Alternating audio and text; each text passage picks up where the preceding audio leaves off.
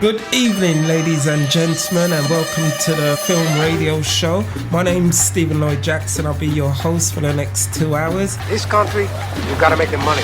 Then when you get the money, you get the power. Say hello to my little friend! Every Tuesday night from 12 till 2 in the morning.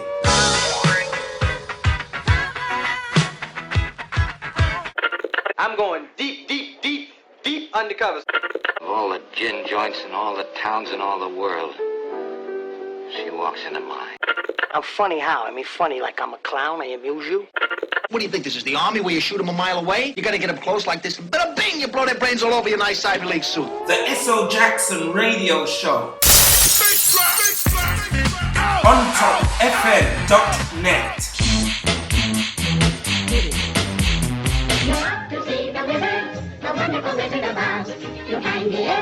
Let's paint the picture for the audience. Mr. Bond. James Bond. This is Sparta! Show me the money! 3, 2, 1. You're only supposed to blow the bloody doors off.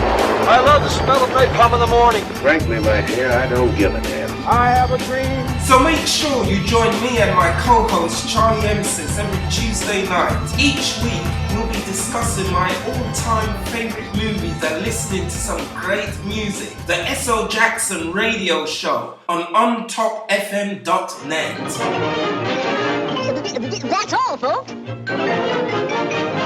Good evening, everybody, and welcome to another edition of the S.O. Jackson Radio Show. And my name is Stephen Lloyd Jackson, and I'll be your host for the next 2 hours, along with my co-host Charlie Emsis. How you doing, Charlie? Hi, Steve. I'm great. How are you? We've got a great show on tonight. I'm very excited. And I know I say this every Tuesday, but it's absolutely a superb show tonight. We've got an eclectic range of music tonight as well. We're taking all the music from the 1992 era of this movie. Tonight, we're doing a film that is slightly different from what we've done before. It's going to be the first time we've done a British movie. Actually, it's a British and French collaboration movie. The 1992 movie Damage. Directed and produced by a French gentleman by the name of Louis Malle. He is a descendant from a French nobleman, and they actually discouraged him from entering the film business. But thankfully, he didn't listen to them, and he ended up making a lot of great movies, and this is one of them. Thankfully, indeed. He studied his craft in cinema photography. He's actually an underwater film photographer, and from there on, he kind of slowly went into mainstream feature film directing. He was actually an assistant to Robert Bresson, one of those master filmmakers from France in the 30s and 40s, and then he branched off onto his own in the 50s. You can actually hook us up on Twitter at I am SL Jackson. You could hook us up on Facebook on the SL Jackson Radio Show or on ontopfm.net. I must put a spoiler on this, so if you haven't seen this movie yet, cork your ears.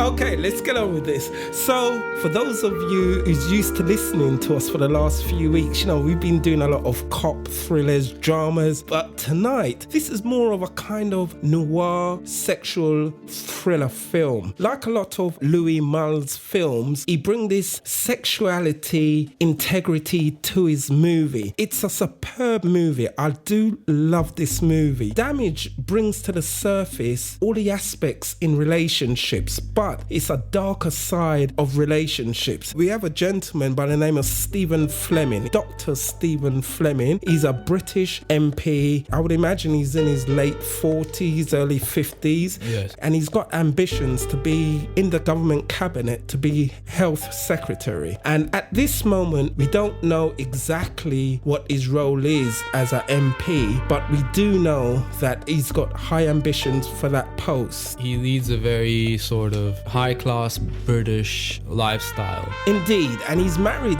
to Ingrid Fleming, played by Miranda Richardson. I love this woman in this film. Typical quintessentially upper middle class family they are. They've got 2 children, one called Sally. I would imagine she's about 12 years old, would you you say she's about 12 years old? A bit older, like 14 maximum. Let's go for 13 then. Split the difference. Yeah. He's also got a son called Martin Fleming. He's a journalist and he's making his way up to the big times basically in terms of the journalist circle. I would say he's in his mid to late 20s. I'd say mid-20s. We don't get into the facts of why there is such a big age gap between the two children. Ingrid's father is a landowner, I would say, because of the property that we see them in later on during the film. And we find out that Ingrid's father, Miranda Richardson's father, and her urged Dr. Stephen Fleming to change his occupation from being a doctor to going into politics. Because there is a quote later on where she says to him that you were so ordinary as a doctor. And as a politician, after seeing him on an interview on the television, she saw how inextricably eloquent he was. And I think that kind of turned her on. But we're going to go into all that stuff later on. Damage. I would say it's more of a social thriller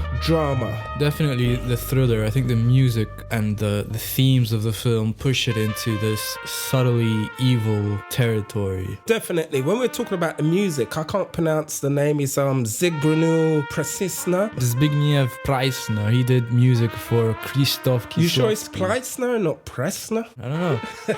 Anyway, he's a Polish composer. He studied history and philosophy in Poland. And the music in this is my type of music for movies because, as you know, I do like the classical strings and everything like that. Violin and cello. Yeah, and it's got all the tension building all the way. Those are my favourite instruments. And the film, it's actually taken from a novel by Josephine Hart. She's married to, or she was, I don't know if she still is, but to one of the Saatchi brothers. She's wrote a few good books. I haven't read the book, I must be honest. And the screenplay's by a gentleman called David Hare. I must say, I love the screenplay. I love the movie. These are one of these movies where you wouldn't usually watch it. It's got no thrills or spills. I would imagine to market it, it's kind of a bit difficult in this day and age where it's not colourful. It's quite a slow movie, but it's kind of like a fine wine or a fine scotch where you drink it and you go, And when someone want to take the bottle away, you say, no, leave that there, you know.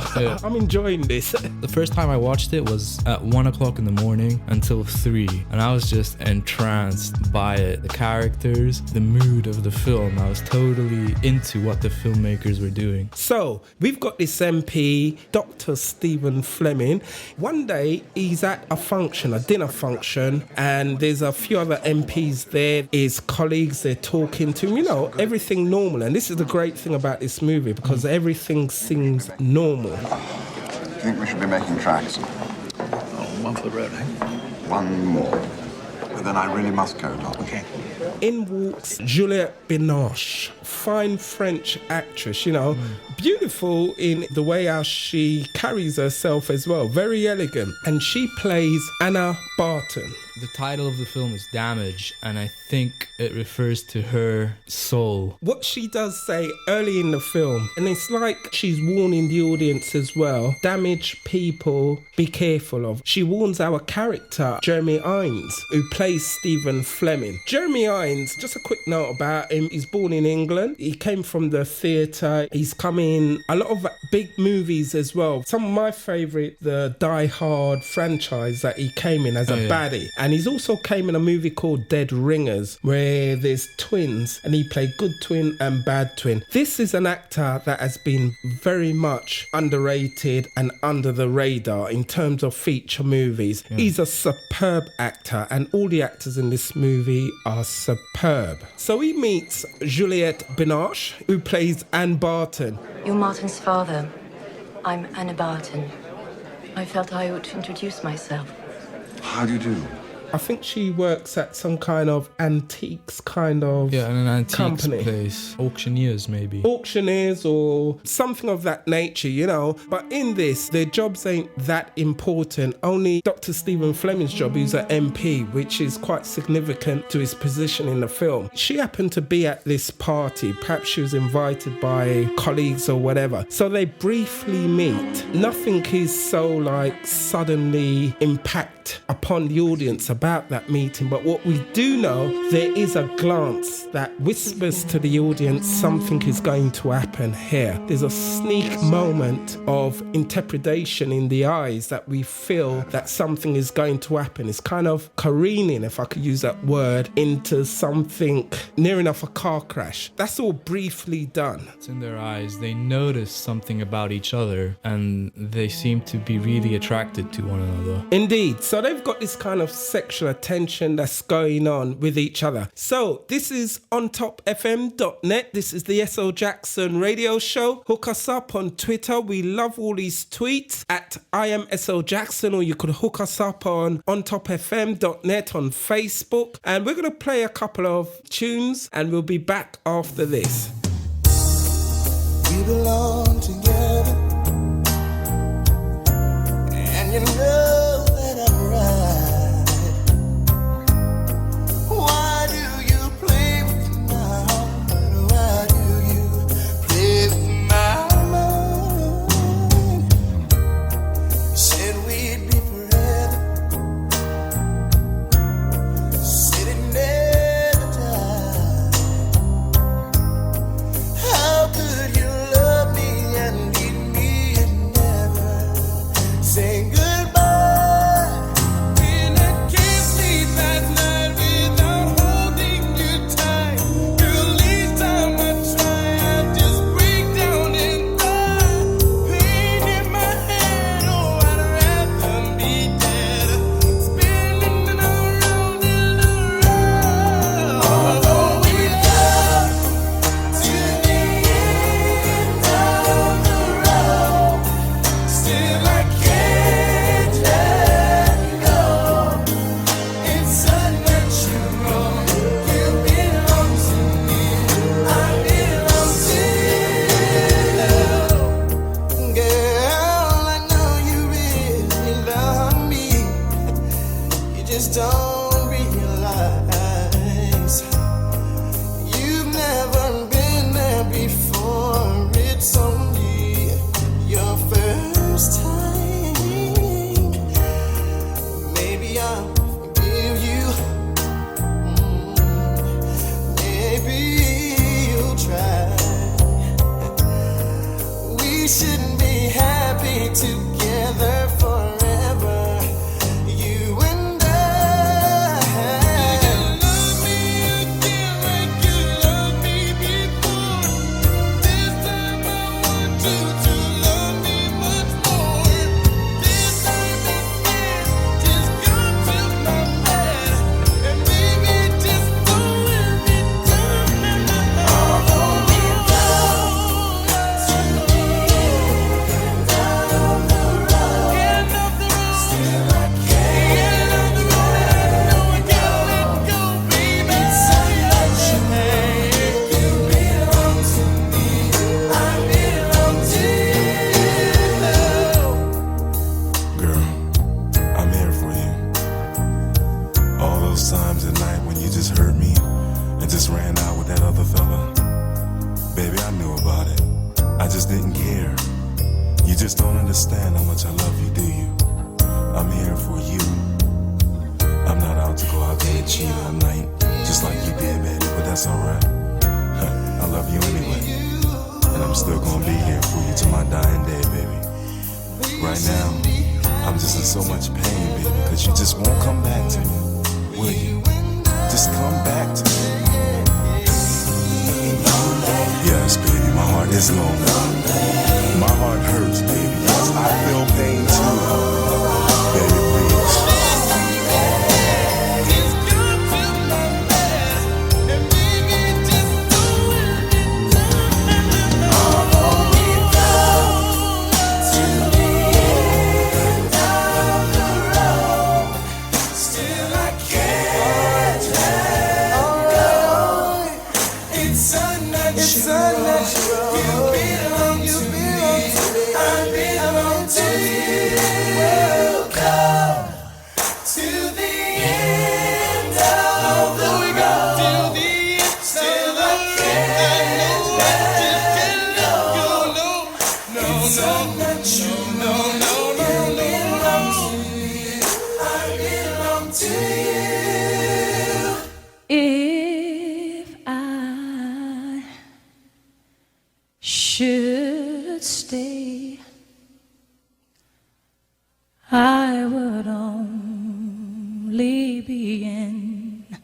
your way. So I'll go, but I know I'll think of you every step of the way.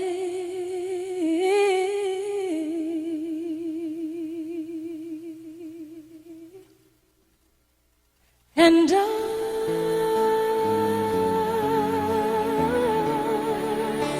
will always love you. Will always love you.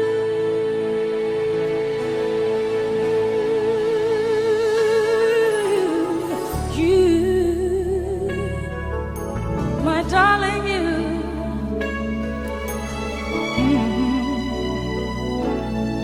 Bittersweet memories, that is all I'm taking with me. So goodbye, please don't cry.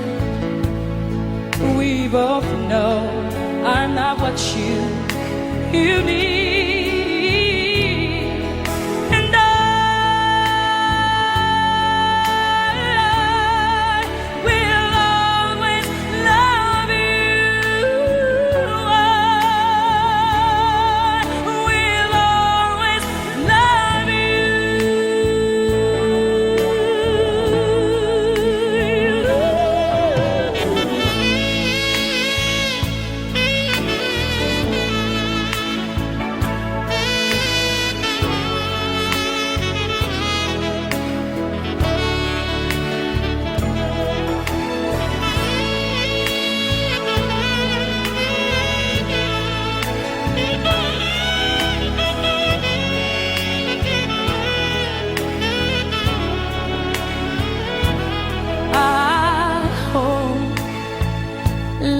Treat you kind, and I hope you have all you dreamed of,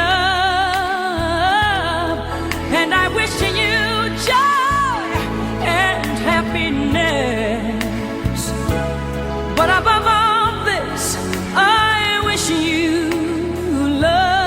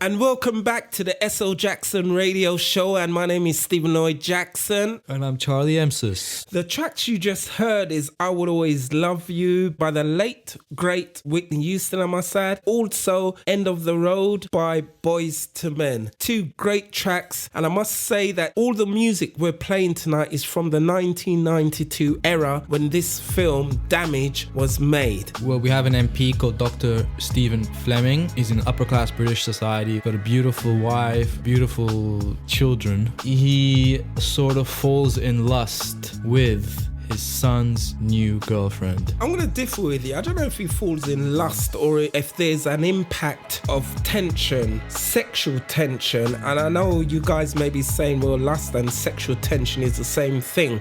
A sexual tension's got antennas to bring you in to be in love. Martin Fleming, the son of Dr. Stephen Fleming, he's been dating this girl for probably a few weeks. Her name is Anna Barton. She's half French in the film. Very attractive, very mysterious because she wears black throughout the film, only in one scene where she doesn't wear black. Yeah. And she's got her hair cropped quite short, very French, Parisian looking, sophisticated, elegant and everything like that. She's dating Martin Fleming. So we're at the point where she's introduced to the Fleming family. They all seem to gravitate towards her away from Martin's mother, Ingrid Fleming, who's played by Miranda Richardson. She's got a natural motherly instinctive doubts about this woman. She doesn't know why, but she mentions it to Stephen Fleming. She says there's something peculiar about this woman. Stephen Fleming, he's already met Anna at a party. Well, at a kind of social event for MPs and VIPs. She actually introduced herself to Stephen Fleming, played by Jeremy Irons' character, and she said, you know, I'm dating your son, and there's an instant attraction from there on. They meet at his house, Miranda and their family house. They're officially introduced by the son Martin, and they pretend they've never seen each other before, and that's where the first lie sort of sets in, because they could have said to each other, oh yes, we met at this function. Well, at least say hello to your father. Hello, Martin. Hi, Dad. This is Anna. Nice to meet you. Hello. The way they were so attracted to each other, they didn't want to say anything that they've met each other before. They didn't That's want to right. reveal their feelings like that. And also because Martin would ask her, oh, you never told me you met my father before. Yeah. Then he would start to have suspicion on her at the start of the movie. They pretend they've never met before. After that, Martin Fleming, the son, and Anna, as they're going away, as they're getting in the car, Anna gives Jeremy Irons' character, Stephen, a look as if to say, there's something deep between us. Yeah. And then she calls him at his office. Yes, the secretary picks up, and the secretary immediately, she's a bit suspicious, even though she's not important. But she's always curious about this lady that... But you say that. I love this secretary in this film. I'm going to say this without trying to demean or sound horrible, but she's what someone would call a witch. And I don't mean that in a horrible way, but she's not one of these typical sexy secretaries that will be like in a Bond film or whatever. She's watching a guy, if you see what I mean. It's played by, I believe it's Susan Engel. There must be a backstory in that in the novel, like he probably could have had an affair before or something of that nature. But she's always suspicious. You know, we're being in the film business ourselves. I work with a lot of actors, and I love actors who come to these roles and they don't overdo it. The acting is in years of experience. It's in their eyes. It's in the way how they contort their face at certain lines. They really take the words from the script and they breathe life into it. Louis Malle must have been saying, this woman, she's great. So she gives him the call. Yes? Miss Barton for you. Anna says, we need to meet, basically. She says, hi, this is Anna Barton. And he immediately, like a boss, address? Okay, I'll see you there. And that's it. They meet up. Right. Yes? It's Anna. Give me your address. I'll be there in an hour. Passion has its own language. Intense passion have its own compass. So as soon as she says, this is Anna Barton, he says straight away address and everything because he's aware that his secretary could be listening in on him and he's an MP. So he's got to be careful how he complies himself. His image is very important, and it's one of the themes of the film. Like the image of his happy family, he tries to maintain this cool exterior. And when he hears that it's Anna Anna Barton, the only reaction, he sort of freezes for a second and looks over to the phone. You know, his acting is amazing. That's right. He takes her address and basically they organise a tryst for him to meet her at her South Kensington location. Yeah, it's very Chelsea Kensington looking, you know, probably in the middle of the afternoon. He goes inside. What I like about what Louis Malle has done here is that nothing is hardly said. This film is like a wine, a fine whiskey. You know, you want to take your time with it. And this is the way how Louis Malle shot this. He comes into the room. She's got her back to him. She slowly turns round. Notice how she's waiting in the bedroom, not in the kitchen or the living room, but in the bedroom. Indeed. And her back is towards him. And she's saying it's time for action, basically. She sits on the bed and she angelically spreads her arms open wide, as almost to say, I am yours. And it's almost religiously done. She said, I am yours, you take me, you devour me. He takes off his coat and they're staring at each other constantly. Nothing has been said at this point. You remember, this is his son's girlfriend, and he grabs her and she's like dead. She's his. She flops back on the floor. No clothes have been taken off. He unzips his fly on his trousers and then they have intercourse. This is the way how the film is, you know. This scene is shot. I think there's 3 setups. They all come from the same angle. We have a medium close-up, a close-up, and an extreme close-up on their lips. The editing sort of dances between these shots and it's very sensual. Very sensual indeed. It's very much all about the dancing of the two bodies at this stage. They're not even really kissing on the lips. His mouth is exploring her face. Again, she is dead to him. And I don't mean dead in a bad way. What I mean is that she is saying, take me, take me, take me. And I will talk more about this later on, why she is like this. And she's always looking at him with dreamy eyes. And in this close-up shot, we could still see her hand stretched out far. Her hand is abode, her legs is probably abode, and he is taken her. In the next shot we see him getting dressed. He looks at himself in a mirror. He's got this guilty feel, but also a pleasurable feel that he done well. And then he walks out of the bathroom. She's sitting on the couch. They just look at each other. And that's all you need to say. As each scene closes with them, it doesn't cut. It slowly darkens.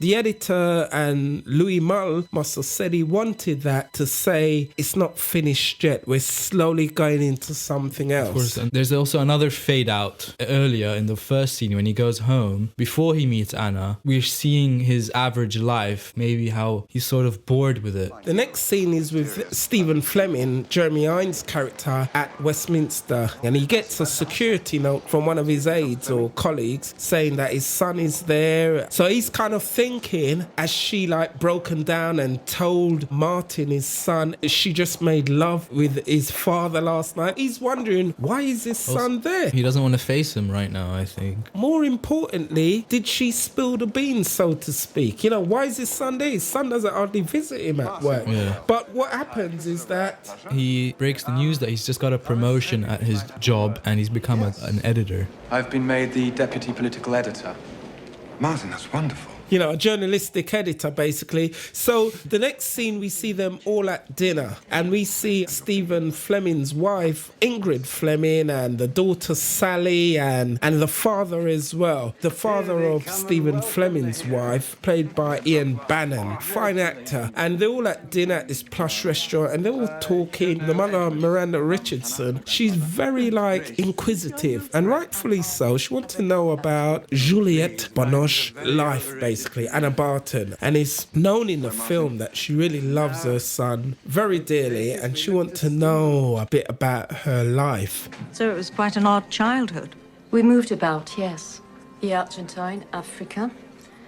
For a long time we were in Rome, then I don't know, I moved to Paris. Juliette Binoche is dressed in all black and she's got this tight, low haircut. They both have short hair in this scene. Yes, so it's a kind of a reflection, but the mother's dressed in gold and she's quite bright. It matches her blonde hair. What we see with Juliette Binoche in this is that it's almost as if it's a deaf figure. She's mourning throughout the film, and we come to realize later that she's mourning because her brother committed suicide. Yeah, when she was 15 years old. Were you an only child? I had a brother. He killed himself when I was 15. And he was 16 years old. We find out, not at this point, but we do find out that they had a special relationship, I would say a bit incestuous, and he was completely in love with his own sister. Her brother committed suicide. And Stephen Fleming's wife, Ingrid, asks why. And That's she right, yeah. says, after a slight pause, love. Why did he kill himself? Love. And I like Sally. Sally is a sister of Martin Fleming. And she says, like, what did his body look like? We find out he slit his wrists. So the mother, she grows more and more like apprehensive about this relationship with the son who she loves a lot, and about this woman that's come on the scene, you know. I don't trust her. Don't worry, I don't think it's anything very serious. It is kind of full Greek tragedy, if I could say that, you know. All the while, Stephen Fleming, Jeremy Irons' character, is just entranced by That's right, her. that's right. By her beauty, he's becoming obsessive. And as I said at the start, this is like a film, it's careening towards a kind of disastrous end. What Louis Malle does very well, he anticipates that we're looking at a car about to crash and he wants the audience to hang on in there. Yeah. Look at this, look. There's no way that this is going to have a happy ending. But just how devastating it is, we are not really prepared for it. Indeed. This is ontopfm.net. This is the S.O. Jackson radio show. We're here every Tuesday just after midnight. We're going out to the old world, are we? Yeah. Yeah? We've got to say hello to everybody in Chicago, in Miami, New York, Kingston, Jamaica. You know, I've had a couple of tweets from you guys and you're bigging us up all the time. The whole of the Caribbean and everybody down there in France, Europe, The Middle East, Cyprus, Ghana, Nigeria, Kenya, everybody around the world. We're happy to have you on board. We're going to go to a couple of tracks now. We'll be back after this. This time,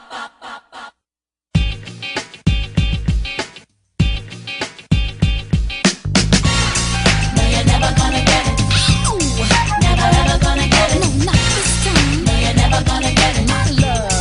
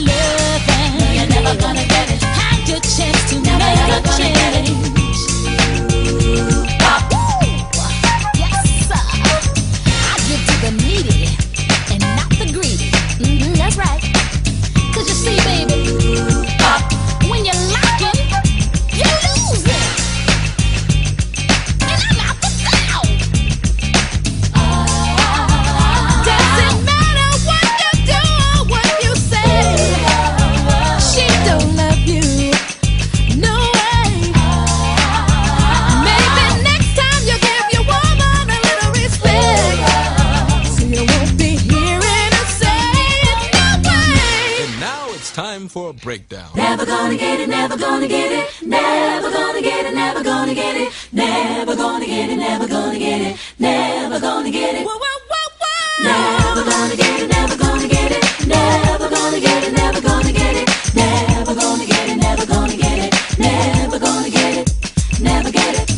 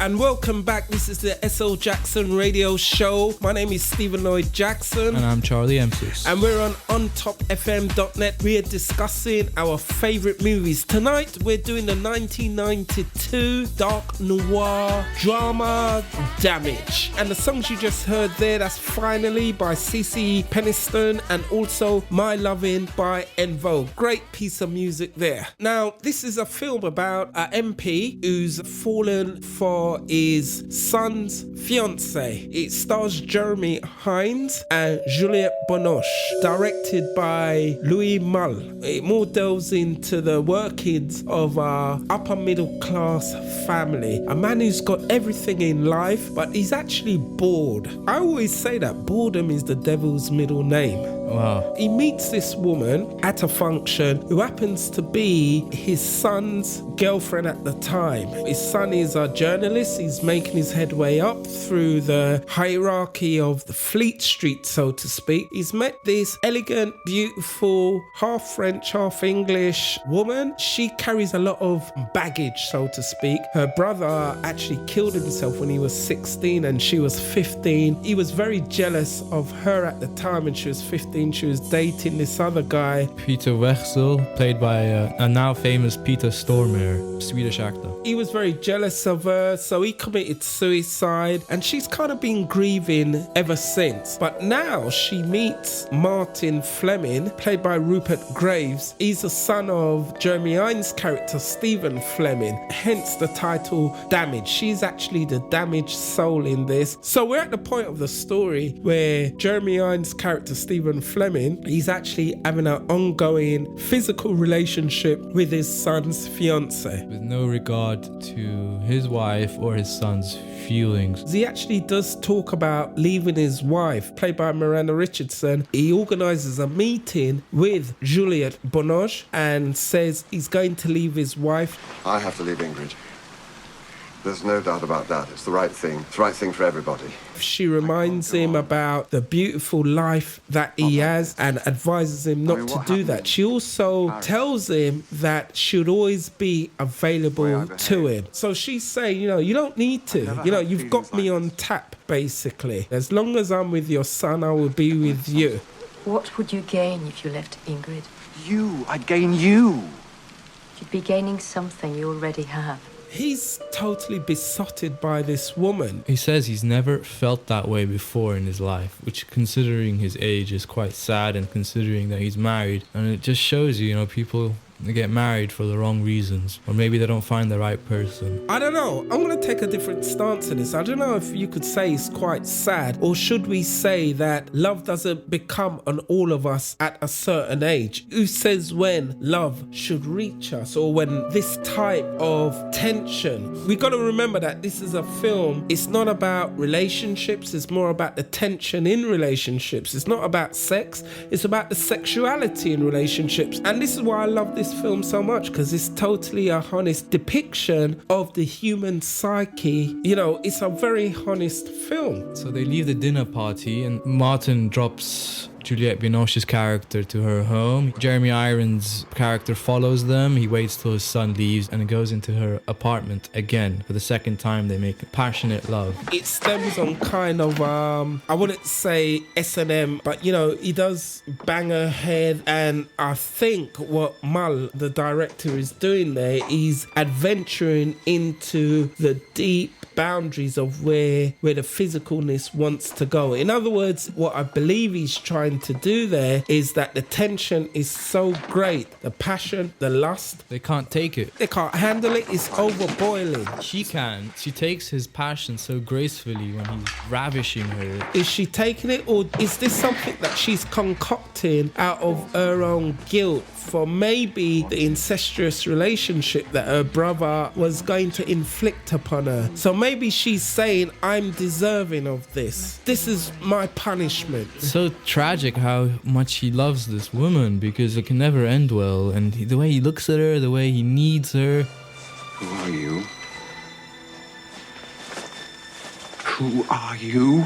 And then at one point, he goes to Brussels for the European Parliament conference, and he finds out from his wife that his son and Anna are going to Paris for a hotel weekend stay for obvious reasons. Once he's in Brussels, he's there for a European convention. He leaves there actually, and he takes the train to Paris. He looks through the phone book and rings probably nearly every big hotel in Paris and asks for Martin Fleming, until bingo, he gets the room and he asks to speak to Anna. The next shot we see Anna in bed naked with Martin, and you sort of get this feeling, oh my god, she's sleeping with the father and his son, and you're thinking, I wonder who she feels for more. Well, we find out. Let's paint a picture for the audience. They booked a nice weekend, which we've all done in Paris. I don't know if we've all done it in Paris, but we booked a nice weekend in a hotel with our partner. partner or whatever. We're in bed together, you know, we're chilling out, and the phone rings, and it's for our partner. Martin isn't suspicious at all because she got a busy life. You remember she works in a antiques gallery or whatever. It could be anybody, so he's not suspicious at all. There's no reason in the movie why he should have any suspicion at this point. She takes the call, and who is it? It's Stephen Fleming. He's obviously in Paris and he's desperate to see her. He gives her directions to where she should go down the street, and she, to conceal any suspicion from Martin, speaks in French. So she meets Stephen on a quiet Parisian street. There's a churchyard. They talk a bit. She's somewhat happy to see him. At no time is she ever saying, you know, what's up with this guy? But they end up in this doorway. I believe it's some kind of church doorway or something. Bells are ringing. And again, Louis Malle, he makes the religious and one of the sinful kind of connections with sex and religion and church in one. Church bells are ringing and they make love within that doorway. Let's say under 100 meters away from his son. He's become a stalker. And she teases him. She tells him not to follow her around Paris. And he books a place across the road, I must add. Yeah. Across the road from where his son and the girlfriend stay. He looks out the window by chance and he sees his son and Anna having breakfast. And do you reckon it's by chance? I reckon he asks for that room opposite that hotel. Because he's sort of shocked when he sees them and he gets this pang of jealousy. He sort of tries to mask it to himself by smiling, maybe trying to feel happy for them, but I don't think he's happy. And then he gets the room service and he sits down, he's having breakfast on his own while his son's with this girl he loves. What's beautiful about this film is that everybody's got their own story. You know, we look at this guy, Dr. Stephen Fleming, and we think how terrible a man and this and that. We look at Anna Barton and we say how terrible a woman and this and that. And we look at all the people surrounding them as angels. I keep banging on about this. It's a film. As a film student, if you're watching this and you're a writer, and you know, you really need to watch a film like this if you really want to conjure up the essence of what characters are supposed to be, because it's magnificently played. We see Dr. Fleming, after he sees his son with this woman, we see him go on the bed as if he's in pain, emotional pain. I've depicted this scene, or a scene like this, in several of my films, David is Dying, Sable, Fable, where we talk about the anguish of love, wanting to be loved and everything like this. And his poor wife, in the next scene we see his wife, she's on autopilot, by the way. What this film depicts, when we talk about people in inverted commas, perfect lifestyle and perfect relationships, especially amongst the rich and the famous, as other mortals we tend to say this is what we should strive to be. We should have 2.5 kids, be married and have this beautiful house and beautiful job and whatever. And this is the very thing that Dr. Stephen Fleming is running away from. He's willing to sacrifice everything for the love of his life. Everything's kind of been arranged for him. You know, it's not just certain religious countries or whatever that have arranged marriages. It's like that throughout the world. There's no passion in their relationship anymore, but in certain scenes you can see that his wife, she's trying to rekindle his passions by saying certain things, by touching him here and there. He is aware of that, but he's too focused on this Anna. I would just say that he's kind of given up hope and he's on autopilot. This film, as I said, I love this film because it's a film that will never get old. When you're talking about love, relationships, and if you do a good story in it, it lasts forever, because we as human beings, it doesn't change. And at this point in the film, it's kind of halfway through the film where he says he wants to leave his wife. We mentioned it earlier, but this is where it comes in the film. After he's been to Paris, he's seen Anna with his son and he realizes how much he wants her. But what does she say? She says to him, do you really want to wake up with me in the morning? Are you going to read the papers with me? You want us to start eating breakfast together? Yes, I would like that. Would you? Would you actually like it if we lived in the same house, read the papers together? What she's saying is that she could come, as inverted commas, as boring as his wife. At the moment, what he's seeing is some excitement because he cannot have her only. You know, That's what he wants. I mean, when he's making love to her, it's like he's trying to grab to something that he can't have inside her. Exactly. That's what excites him. I think it's the thrill of the chase. So in the next scene, we see him on TV. You remember, he's at MP. He's not quite made it into becoming a cabinet minister. We do not know what party's in power at the moment or whatever. He's basically on television. He's being watched by Anna and he's been watched by his wife. And we come to a shot of his wife. They're in the bedroom and she says, you know, you've done very well on television tonight. And this is what I love subtly about films like this. We often say we got the protagonist and the antagonist, the good, the bad. What a film like this does in a very subtle way, it reminds the audience that there's a very grey segment between good and bad. She says to him, you're doing better than you were when you were just a doctor. So when we look at a character like Stephen Fleming and we say, what a BR stud, she's pushing him to have that ambition to elevate their lives together. Louis Malle, he doesn't put stuff in his films where he doesn't need to. When people are pushing you to be somewhere where you're not. Somehow I remembered what I first saw in you when you were a doctor. Doing simple things well. I don't know if you guys are getting us tonight. I hope you are staying there. You know, we got a lot to talk about. Yeah. This is ontopfm.net. We're on the SL Jackson radio show. Hook us up on Twitter at I am SL Jackson. You can hook us up on Facebook on ontopfm.net. We're talking about the 1992 film Damage. We're going to a break now, so hang in on there and we'll be back after this.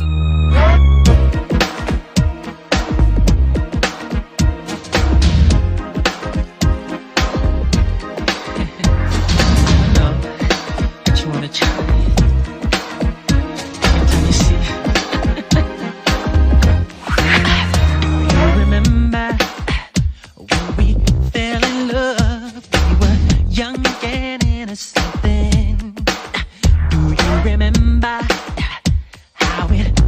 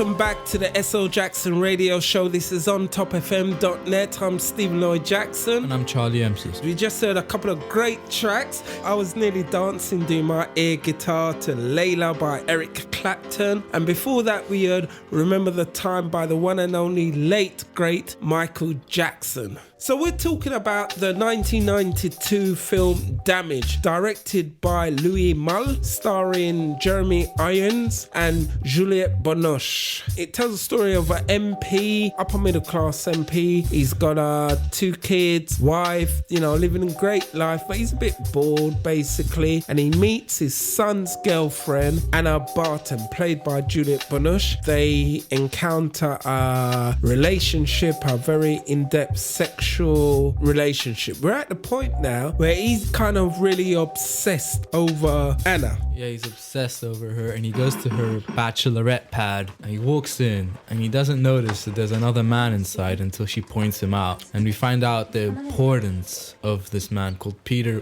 Wechsel in her life. Indeed. Peter, basically, he used to date Anna when she was 15. Anna's brother, Aspen, who we don't actually see in the movie, he's got this incestual attraction to his sister, and he ends up committing suicide because he asks her not to date this guy, Peter. She sort of rejects him, and we find out that he was begging for hours outside her door to forgive him. He's realized that he's in a bad spot with his feelings towards her because there's a no-win situation, and he kills himself. What I would say to Juliette Binoche at this time and throughout the film, imagine your brother begging you outside your door and you hear his cries going, don't marry him, don't be with him. We're getting into some kind of bordering psychotic behavior. She's reached another stage in her life where this situation develops. So we see Jeremy Irons' character. He comes round and he bursts in, basically. That's his word that he says. He busts in on them, on Peter Wex and Anna, while they're in conversation. He's surprised to see this guy, and he's tremendously jealous to see another man in her presence if it's not his son. There's kind of been an official agreement that she could stay with his son, but she really loves him. But he's very angry, and this is the first time in the film where we see his anger, his male presence in a kind of animalistic kind of way. He says, who is that guy? Who's this other guy trying to muscle in on us? But she placates him by saying, he was there when my brother died. I was with Peter the night Aston died. Peter's someone I'll know forever. I can't really explain it. She tells him the story of how her brother killed himself, and right after she finds him in the bathroom with his slit wrists. Her family, her mother, was friends with this Peter guy's family who were hosting them. Peter's family kicks them out of their home in France because of her brother's suicide. And at this point, she goes to Peter when she was 15 years old, and she asks him to sleep with her. And this is what I don't understand. Why does she feel the need, just after her brother died, to sleep with this guy? Peter was waiting. He took me upstairs. My nightdress was still covered with blood. It was then. I had to. I knew I had to. I asked him to f*** me.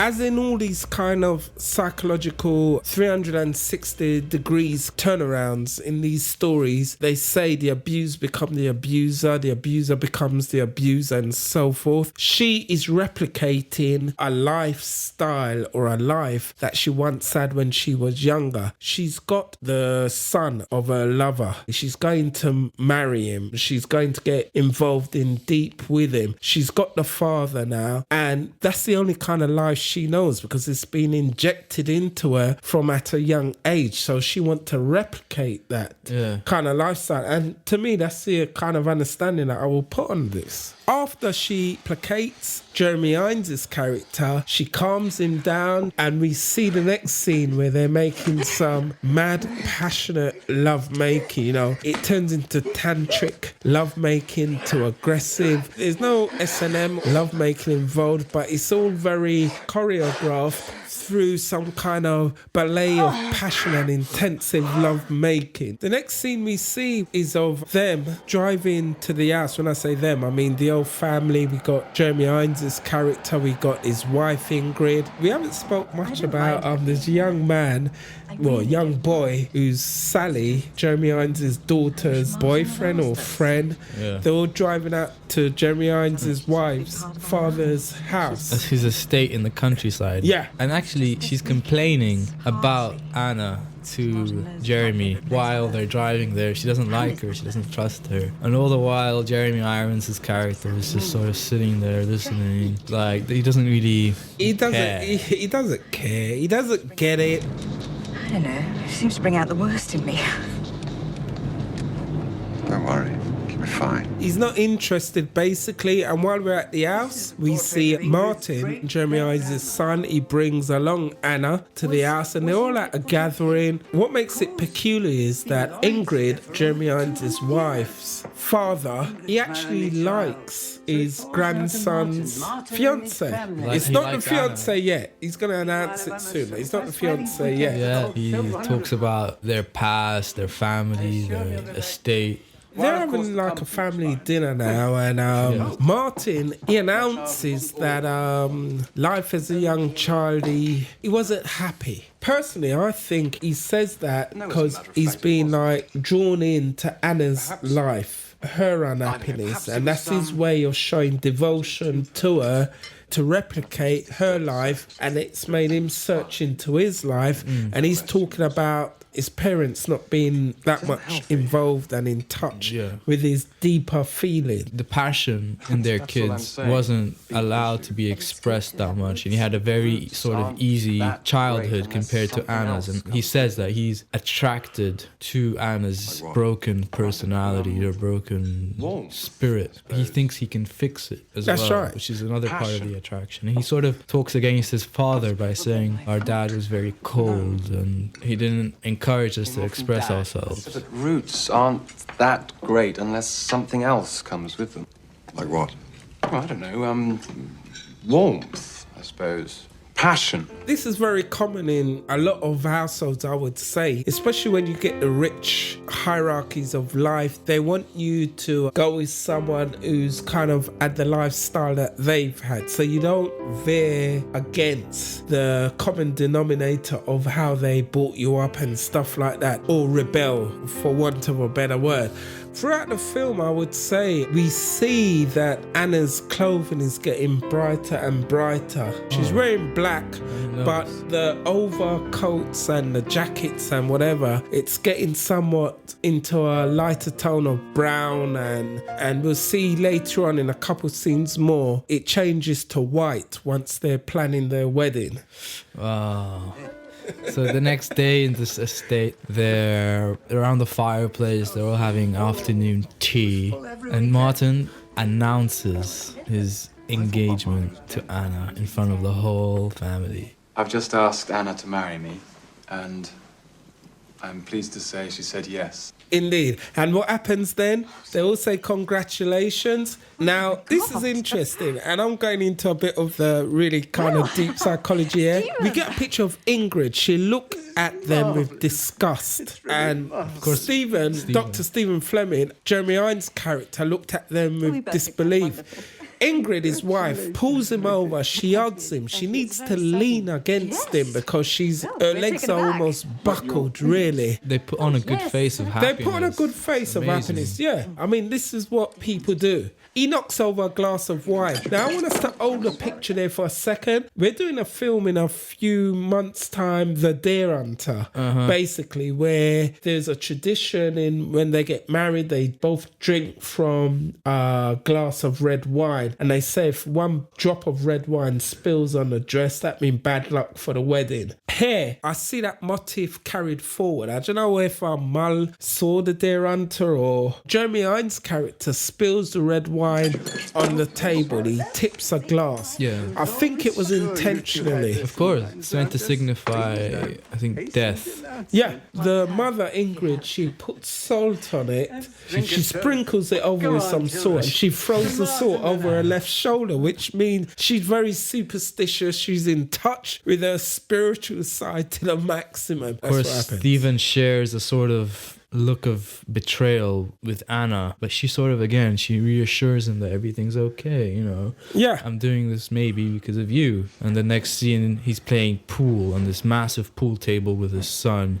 You kind of feel that he's not being fatherly here. He's not encouraging his son. He's sort of discouraging him from getting into a relationship with Anna. It's not because of he cares about his son. It's because he wants to be with Anna. Of course, but his son doesn't spot that. His son doesn't detect that. His son rather detects that his father's upset about what his son said the night before about him not having a happy childhood. Later on, we see Jeremy Irons' character, Stephen Fleming, visit the room of Anna, Juliette Binoche's character.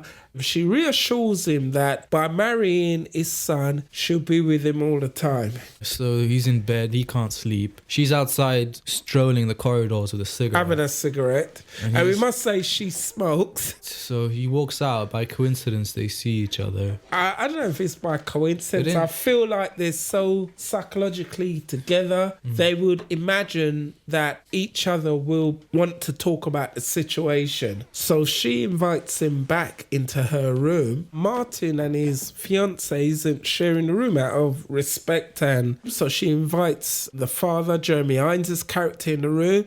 They kiss and they talk. She always wants him in her life, and she performs fellatio and a sexual act on him. She gets on her knees and performs that. She's showing her dedication to him. After she announced her engagement. And she's showing it. But what happens next is interesting because Sally, his daughter, his young daughter, you know, she's a more important character than what appears to be. She's like gone down to get a drink of water or a drink, and she sees him leaving the room of her brother's fiancée. Nothing's said, nothing's done. He's probably thinking, you know... How long has she been there? I think he's a politician, so he's thinking, I'm going to work out what to say to her. She's kind of got this hippie mentality, I think. She's not that intense. I mean, a few weeks ago, we done the film Heat with Natalie Portman. They're both roughly the same age. This is a different kind of young teenager in this film. She's more hippie, easygoing. She loves her father dearly. She offers him a kiss on the cheek. She cares about her father. As she walks out the door, she even looks back on him to see that he's okay. We're going to have a break now. We're going to play a couple of tracks, and we'll see you on the other side of this. All I wanna do is zoom, zoom, zoom, zoom, and a boom, boom. All I wanna do is zoom, zoom, zoom, zoom, and a boom, boom. All I wanna do is zoom, zoom, zoom, zoom, and a boom, boom. All I wanna do is zoom, zoom, zoom, zoom, and a boom, boom. All I wanna do is zoom, zoom, zoom, zoom, and a boom, boom. Check, baby, 1, 2, 3, 4. Check, baby, 1, 2, 3. Check, baby, 1, 2. Check, baby, 1. It's cool, the rump shaker. The beach is like sweeter than candy. I'm feeling manly and your shaker's coming in handy. Slide on my claws from New York down by your Virginia. Tickling you around Delaware before I enter. Toast to seduction from face hips to feet. A wiggle and a tickle can make the night complete. Now since you got the body of the year, come and get the award. Here's a hint, it's like a long sharp sword. Flip tails and let me see you shake it up like dice. The way you shake it up is turning mighty men to mice. But A plus got a surprise that's a backbreaker. Now let me see you shake it up like a rough shaker. All I wanna do is zoom, zoom, zoom, zoom, and a boom, boom. Just shake it. All I wanna do is zoom, zoom, zoom, zoom, and a boom, boom. Just shake it. All I wanna do is zoom, zoom, zoom, zoom, and a boom, boom. Just shake it. All I wanna do is zoom, zoom, zoom, zoom, and a boom, boom. Just shake it. Check, baby, 1, 2, 3, 4. Check, baby, 1, 2, 3. Check, baby, 1, 2. Check, baby, 1. It's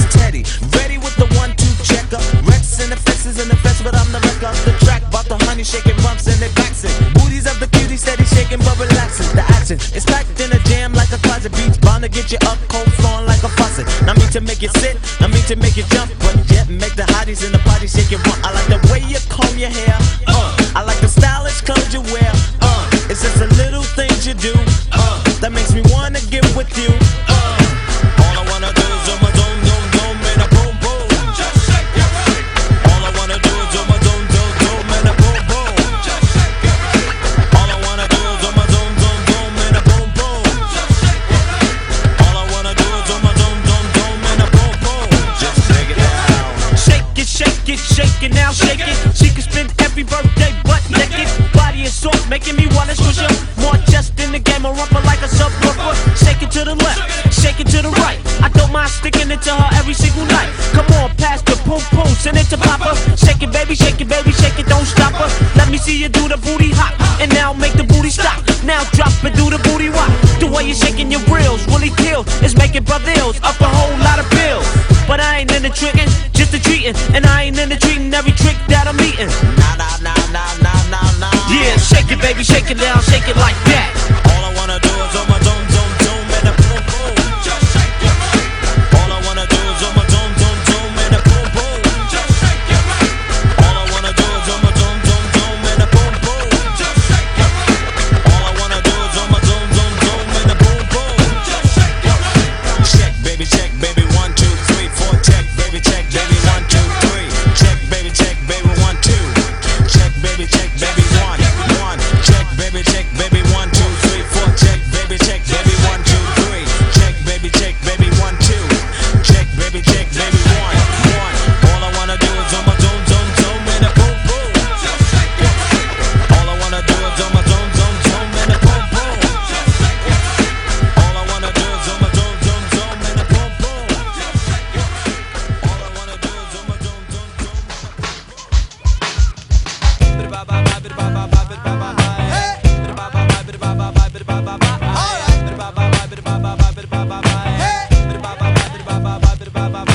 Yo, this is Headliner from Arrested Development, and right now you're in the midst of a celebration of life, death, and the struggles of our ancestors. Check it out. Let me hear you say, whoa, whoa, yeah, yeah, whoa, whoa, yeah, yeah, whoa, yeah, whoa, yeah, whoa, yeah, whoa, yeah, whoa, whoa, yeah, yeah, whoa, whoa, yeah, yeah, whoa, yeah, whoa, yeah, whoa, yeah, whoa, yeah. Everyday people, yeah, hey, hey, see, I am everyday people, yeah. See, I was resting at the park, minding my own business as I kick up the trouble zone. On my radio tape, play a box right, just loud enough so folks can hear us hype. See, out of nowhere comes a woman I'm dating. Investigation, maybe she was demonstrating, but nevertheless I was pleased. My day was going great and my soul was at ease until a group of brothers started bugging out, drinking the 40 ounce, going the nigger out, disrespecting my black queen, holding their crotches and being obscene. At first I ignored them, cause see I know the type. They got drunk, they got guns, and yes they wanna fight. And they see a young couple having a time that's good, and the Eagles wanna test the brother's manhood. So they came to test speech cause of my heritage and the loud bright colors that I wear. I was a target cause I'm a fashion misfit, and the outfit that I'm wearing, brothers dissing it. While I stay calm and pray the niggas leave me be, but they squeeze the parts of my date's anatomy. Why Lord, do brothers have to drill me? Cause if I stop to hit this man, they'll have to kill me. You see, I am everyday people. Yeah, yeah, yeah. You see, I am everyday people.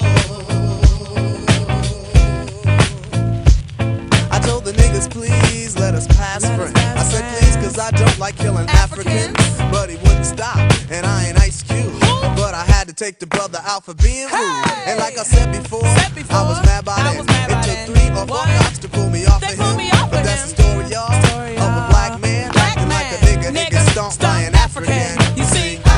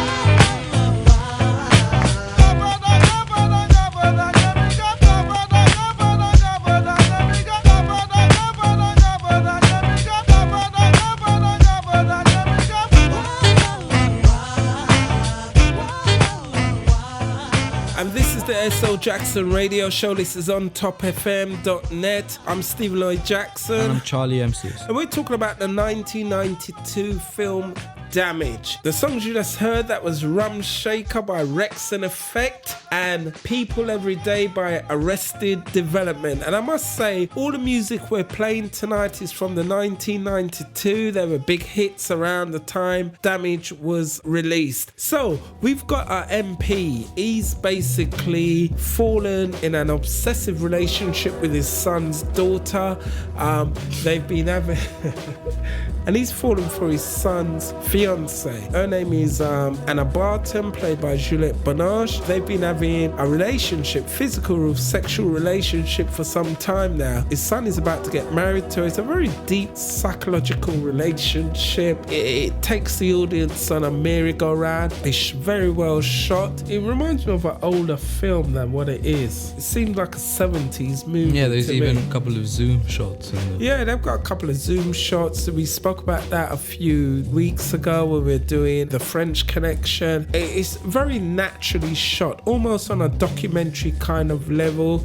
You know, the lighting is quite minimal. It comes from the Louis Malle, a French director. He deals with a lot of sensuality in his film, sexuality, psychological. He's trained at a French Parisian cinema photography school. So he's very much into the language of filmmaking, noir type of filmmaking. Comes from the 50s French school of filmmaking. So we come to a stage where Anna Barton, Juliette Binoche's mum, she comes down for the weekend. She's actually French herself. They're having dinner. We've got Jeremy Irons' character and his wife Ingrid and his son Martin and the mother and her daughter Anna all having dinner around the table. You know, wine is served. I must say she does look enthusiastic when that bottle of wine is being poured in her glass, which shows that she's somewhat of a drinker. Like, we find out she's been married several times, and she starts talking on about her daughter's last boyfriend, Peter Wexler, and her son, of course, who kills himself. She reveals that Martin looked a lot like her son, which is Anna's brother. Of course, it strikes me, looking at Martin. He does look so like Anna's brother. And maybe this is the reason why she's dating him again, even though he doesn't have any similarities to her type of man that she likes. Everybody seemed quite intrigued. Anna, she kind of coerced her mum into not going in that direction. She says, why are you always embarrassing me? Jeremy Irons' character basically is met his son's fiance's mother, and she detected that he's got feelings for her daughter, and she's warned him to keep away from her daughter and just let this relationship happen with Jeremy Irons' character's son and her daughter. I watched you throughout the meal. You can't even look at her. You must get out of the way. Jeremy Irons' character, after speaking to the mum, he rings up Anna, Juliette Binoche's character, and says, you know, the relationship can't go on, you want to pull it off. I have to let you go. I think it's the right thing to do for Martin and for you. It was just a knee-jerk reaction to say, you know, that the mother detected their relationship. What do you reckon? I think it was his smartest decision in the film to call off the relationship. But you can tell the moment he goes back into his car, because he calls her from a phone booth, the way she called him at the start of the film, from a phone booth. He goes back into his car, and I think he doesn't really deep down want to call off the relationship. So Jeremy Irons, in the scene we're coming up to now, he actually goes to the newspaper offices of his son. You know, he's a journalist making his headway up into the Fleet Street Journal system. He goes to his office. I think he wants to confess to his son that he's having an affair with his fiance. Why do you think he goes to his son's office afterwards? I mean, personally, I think it's because he wants to actually tell the son what's happened. I think basically he wants to sabotage their relationship. He wants to confess to it. There's a picture his son has on a desk of the three of them. The son, his son's fiance and him. And he's just about to crumple up the picture where his son says, oh, you could keep that picture, you know? And I think at that time, he wanted to confess to his son and say why he shouldn't marry the girl and everything. And he says, keep it. And it's a second reminder. It's reverberating what his son's fiance said to him. I would always be with you as long as I'm with your son. I think that he's gone there to give his son his approval for the wedding, actually. To give himself closure inside. To say, okay, I'm giving you my approval now and I'm going to be done with your fiancé. I'm not going to have a relationship. Yeah, but why with does her. he need to see the son to do that? I can't explain it. It's just it sort of puts it into a physical confirmation. I don't know. We've just got to agree not to agree on this point. I strongly do believe like he's going to the office. He's a bit peed off with the mother getting involved, detecting the relationship. So he's going to tell his son, listen, I've been having an affair with your fiance. That would ruin their whole family. Yeah, but he wouldn't do that. He's not bothered about that because he said earlier in the film, remember, he met with Juliette Binoche's character Anna to say he's going to leave his wife, and she's the one that reminded him to say, well, what about your family? Back then he wasn't too sure, but now I believe he was sure. He's saying like, if her mother seen that intimacy between them two, who else is going to detect it? So he's saying, I'm not really bothered. We see him in his office. He's totally distracted by the breakup with Anna, and he doesn't know what to do. This is the S.O. Jackson radio show. This is on Top FM. You could hook us up every Tuesday just after midnight. We're going to play a couple of tunes and we'll be back shortly.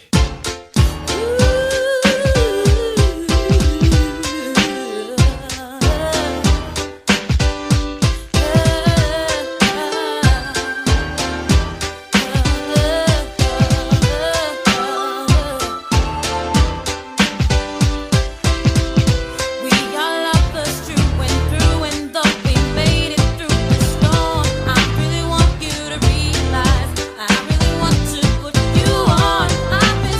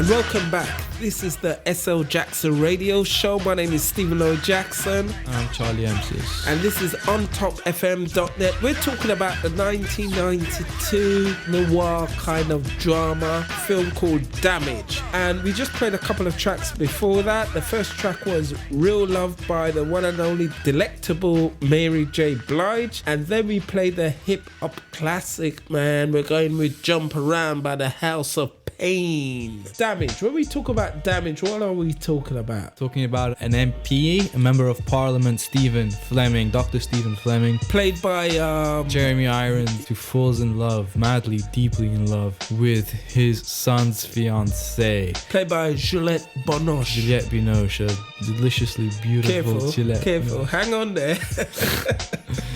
At this point, he meets her mom. Her mom catches on to the fact that he has feelings for her, and he listens to her advice and calls it quits with Juliette Binoche's character. Okay, so Juliette Binoche's character is getting married to his son, Martin Fleming. Long story short, they've been seeing each other, the father and his son's fiancée, and we come to a point basically where he tries to call it off, but his passion is more wanting than his moral status in this. He even has the opportunity to get promoted to the cabinet of the Prime Minister, and he doesn't really care. Probably realizes he'll never be with Anna. And then at one point he's in his office and he receives a piece of mail from Anna. He knows it's from Anna, but it doesn't say any names on it. Just gives an address to a residence in the Chelsea area. He gets a key for an apartment, a flat. Basically, what's happening here is that it's sent by Anna. She's quite wealthy. Her parents are wealthy. She has a new flat. She gets a new flat because her old flat's occupied now by her new fiancé. So she's probably rented a new apartment in Chelsea, Kensington area. It's a kind of love apartment. Called Apartment M,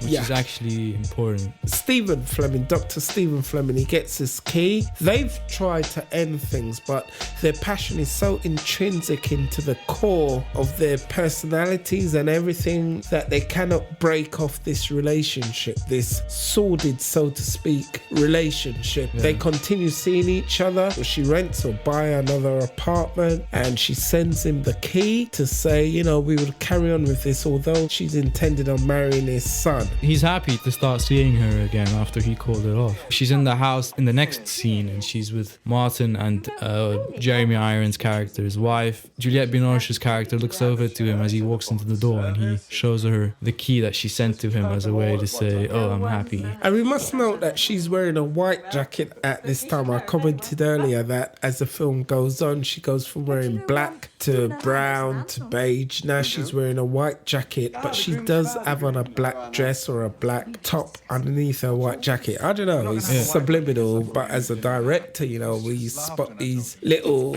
issues, so to speak. She promises that she would always be there for him as long as she could be with his son. Yeah, but she literally digs her claws into him, into his neck. And she's saying, only reason I'm with your son is because of you. You know, don't call it off ever again. Do you think I would have married Martin if I couldn't be with you? He's been invited round to the new apartment. They agreed to rendezvous. There's a tryst. She finishes work early. She goes to the apartment, a new apartment in Chelsea, in which her fiancé, her lover's son, doesn't know about. She sets it up. She brings flowers, red chrysanthemums, are they? Or they're not roses. I know they're some kind of spiky flower or something. She pops a bottle of wine and she prepares the apartment. She changes the bed, clothing. And we must stress, these apartments or flats, as we like to call it in the UK, this was about 5 or 4 floors up. There's workmen painting the interior of the communal hallway in the apartment. So she goes to apartment M, and it kind of reminds me of the Hitchcock film Dial M for Murder. Or I don't know why they have letters on doors. We don't hardly ever see that in London. It's sophisticated, isn't it? Yeah, but I just think Mull was just messing about with the word M and M for murder. We see Jeremy Irons' character running, I believe it's Liverpool Street. He's getting ready for this weekend of passion. He's really heated up, and she's dressed in all black this time with some white pearls around her neck.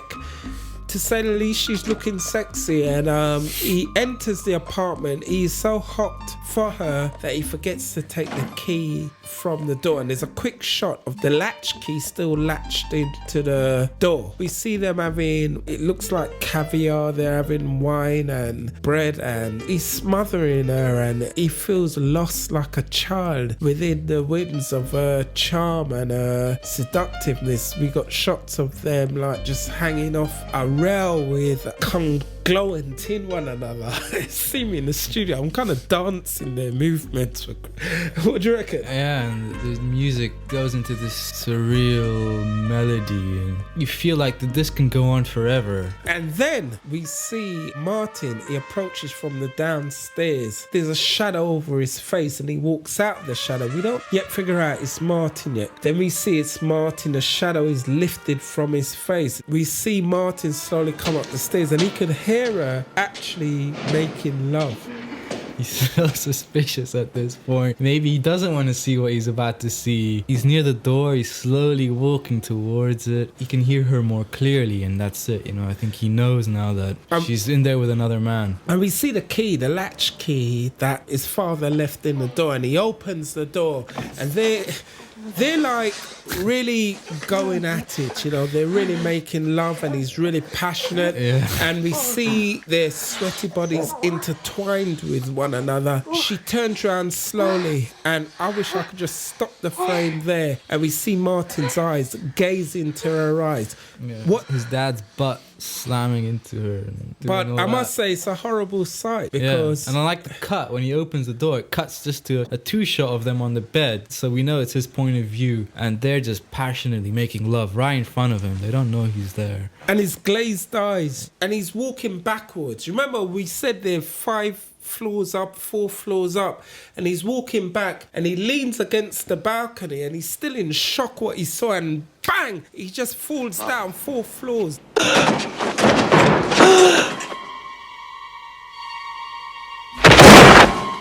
The workman that's in the building, he falls past him, and Jeremy Irons' character, he doesn't bother to put on his clothes. He runs down the stairs stark naked. Yeah, and then he sees his dead son, hemorrhaged brain, blood on the floor, and he pulls him up, and he just holds him. And Juliette Binoche sort of slinks back into the bed saying, "Oh my God, not again." It happened again. But we must know that she was the architect for this to be re-happened again. And this is the shocking thing. Jeremy Irons is just embracing his dead son on the bottom floor. She just walks out of the apartment completely in shock. It's out in the open. The police are there. It's announced to the press. Ambulance crew are there. We see her just walk out. It's quite a poignant scene in the film, and after that we see the detective questioning the son. Detective played by a very young David Thewlis, who's quite famous now. Yeah, I must say, kind of leading the rich MP on what to say, like, "Oh, you sure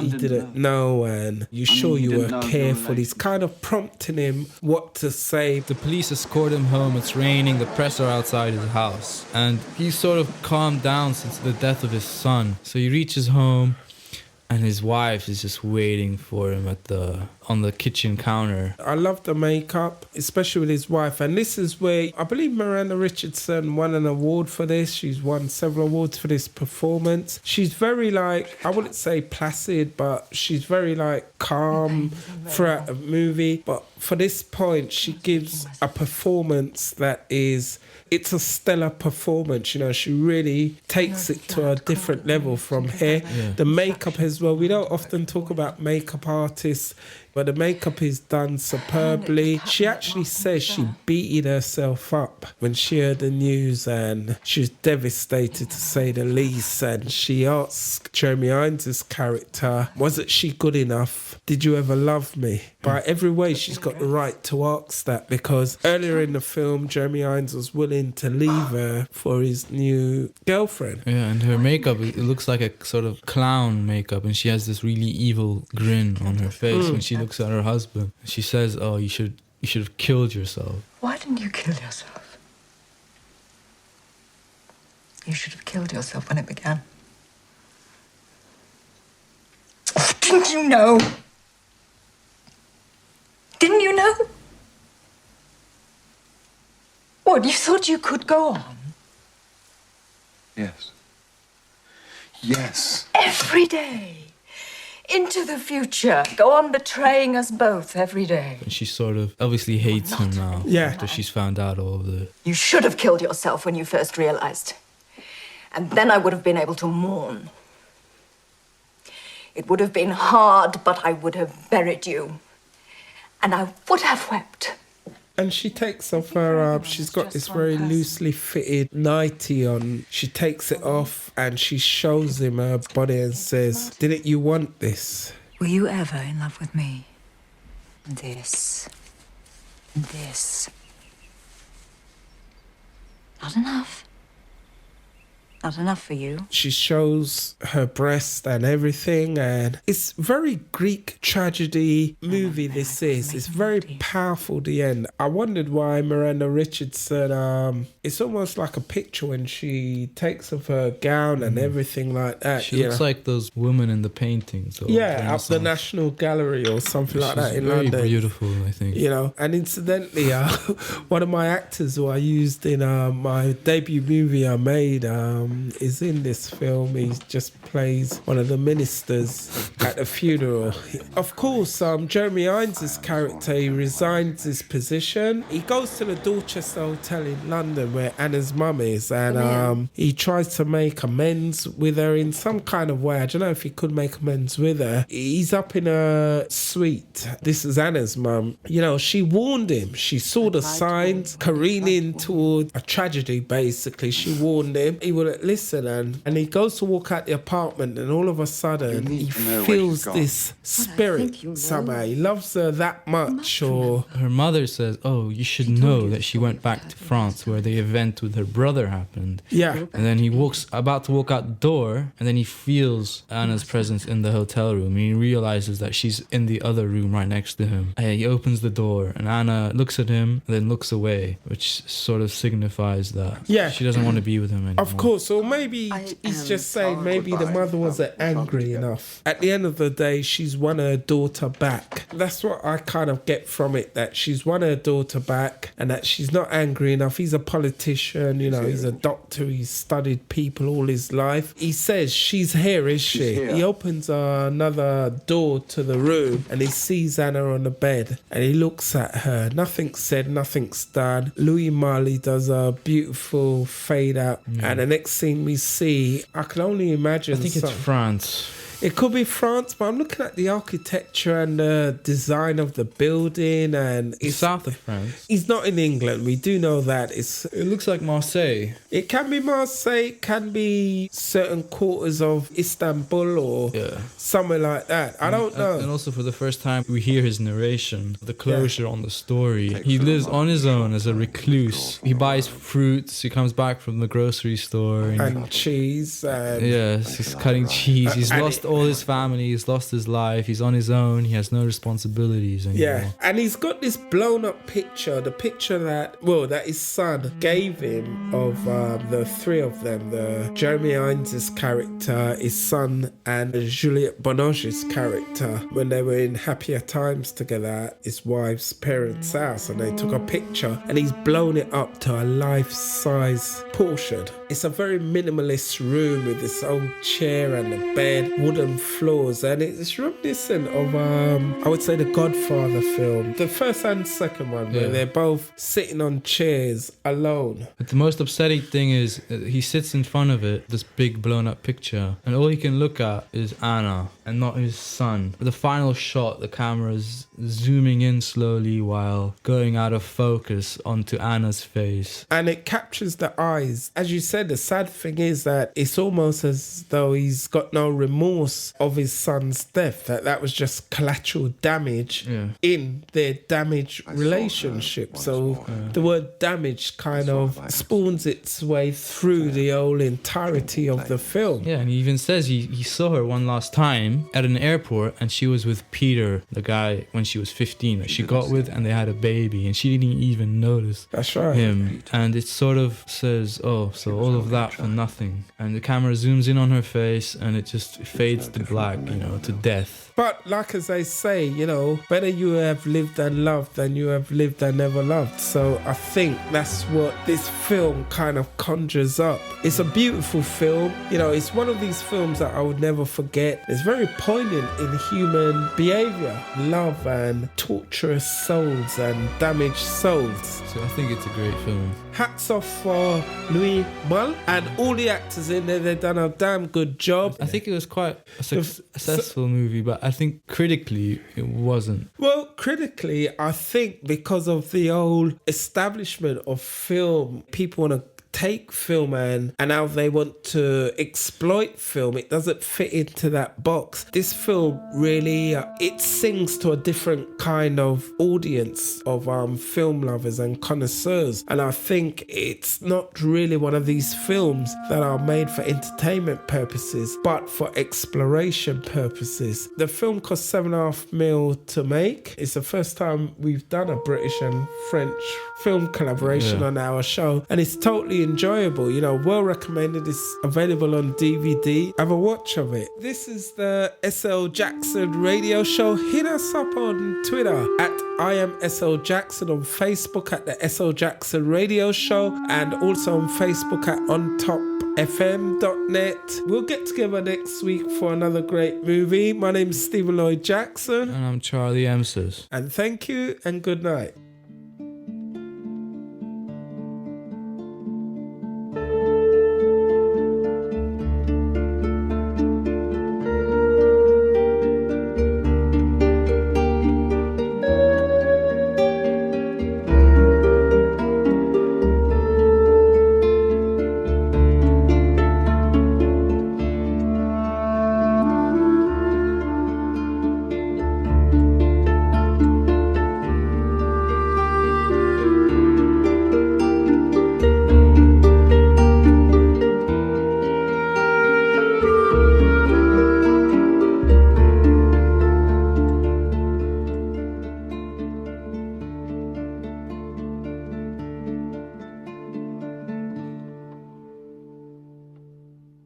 It takes a remarkably short time to withdraw from the world. I travelled until I arrived at a life of my own.